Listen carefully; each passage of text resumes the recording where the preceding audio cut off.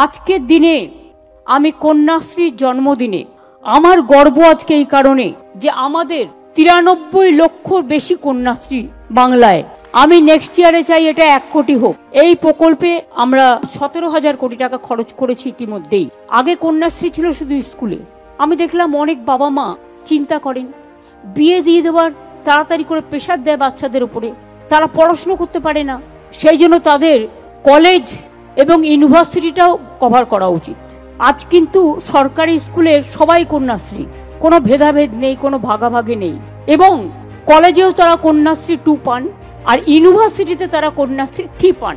তারপরেও smart card আছে 10 লক্ষ টাকার।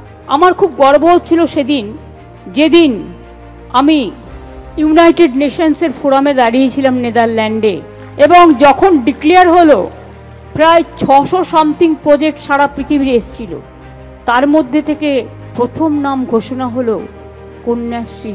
বিশ্বাস করুন, গর্বে আমার বুকটা ভরে গিয়েছিল সেদিন। আমার কন্যাশ্রীরাই বিশ্বশ্রী হয়ে বিশ্বকে পথ দেখিয়ে বলতে পারে, we are one, we are together, we are United, এবং উই আর স্ট্রং এনাফ।